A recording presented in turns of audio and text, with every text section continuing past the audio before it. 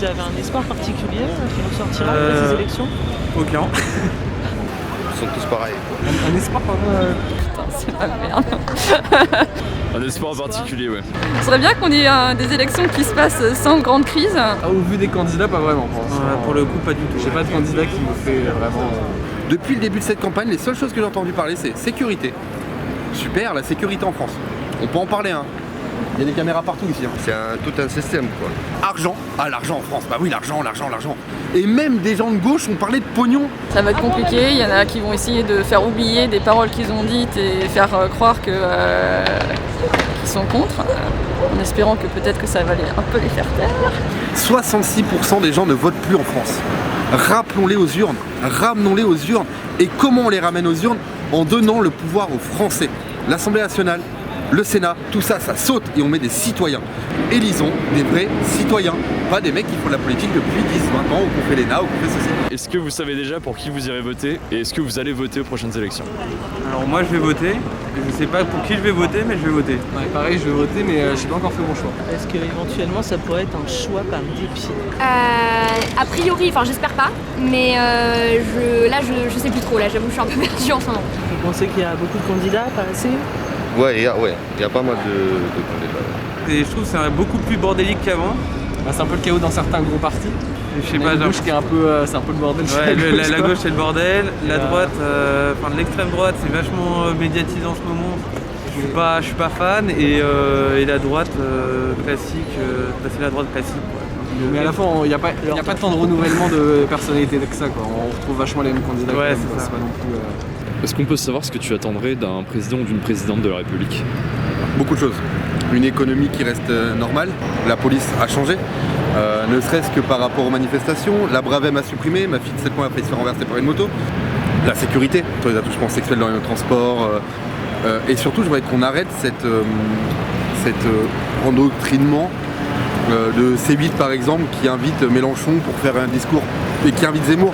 Si c'est un face-à-face avec Hanouna, c'est pas un face-à-face avec Zemmour qui dure 50 minutes, ou c'est un débat qui est stérile et qui veut rien dire. On a entendu tout et n'importe quoi. Est-ce que tu penses qu'il y a une inégalité du temps de parole dans les médias et qu'est-ce que tu en tires comme conclusion? Le temps de parole, ça existe encore aujourd'hui. Tu insistes beaucoup sur le côté providentiel de quelqu'un qui arrivera à la tête de l'État et en même temps tu portes aussi un grand intérêt par rapport à l'implication citoyenne. Comment tu concilierais les deux et qu'est-ce que tu attendrais d'un président par rapport à ça? Je vais faire un parallèle très simple de la France d'aujourd'hui et la France d'hier. En 1789, il y a ce qu'on appelle la Révolution française. La Révolution française qui a apporté la Constitution des droits de l'homme, une Constitution française et surtout la démocratie. Aujourd'hui c'est pareil, sauf qu'à l'époque, qui c'est qui gouvernait? C'était surtout des citoyens. Et comment on appelait ces gens qui gouvernaient? C'était des citoyens. Aujourd'hui dans l'Assemblée on les appelle les députés. On vire le nom député, on les rappelle les citoyens. On baisse les salaires de 20% et surtout on met des citoyens tirés au sort. Revenons sur cette putain de constitution des droits de l'homme. Arrêtons d'élire des politiciens véreux qui s'en mettent plein les poches parce que allez voir le salaire d'un député, allez voir le salaire d'un ministre. Moi j'ai vu Gabriel Attal et je vous conseille la vidéo où il fait une vidéo YouTube avec un youtubeur qui est très bon au demeurant, mais il parle de son salaire. Il dit oui, je touche 5 000 € par mois. 5 000 € par mois, ok très bien. Mais tu payes pas ton appart, tu payes pas tes voitures, tu payes pas ton essence et t'as les gardes du corps autour de toi qui sont payés par nos impôts. À un moment donné, ça on arrête aussi. Mélenchon a quand même dit, et ça c'était très drôle, fermons les fermes-usines et donnons de l'argent à tout le monde pour que... D'accord, il sort du cul des vaches le pognon. En France on est endetté de 200 milliards et ça fait 50, 60 ans. J'ai quand même des connaissances qui sont proches du conflit. J'ai une amie qui est russe d'origine ukrainienne et qui a de la famille sur place. Moi personnellement je dirais pas parce que j'ai pas envie de mourir. Je pense qu'il y en a qui prennent les choses très à cœur. Moi je suis pas quelqu'un qui suis très... je suis plutôt quelqu'un qui est plutôt posé et qui réagit, qui préfère faire les choses à mon échelle et je suis pas dans les grands actes, les grandes démonstrations. Voilà, donc ouais, je serais plus à essayer plus dans l'humanitaire ou des choses comme ça. On se dit que le mec il a un petit peu pété les plombs quoi, donc on sait pas jusqu'où il peut aller quoi.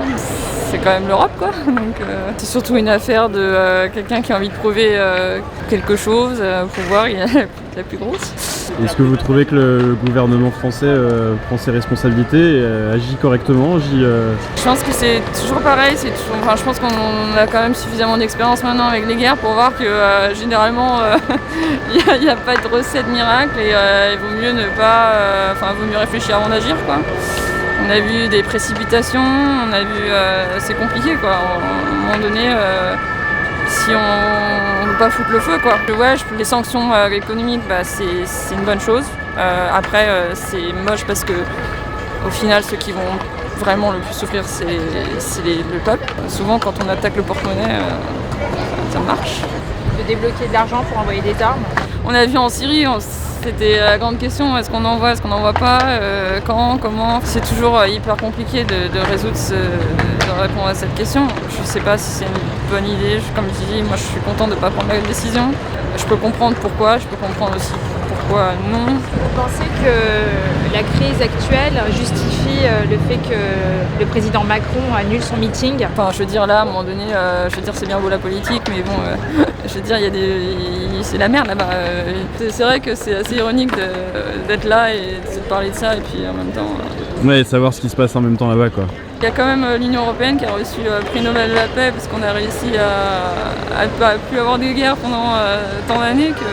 Espérons que ça va faire qu'on va ressortir plus fort, quoi. Et on va surtout apprendre des leçons.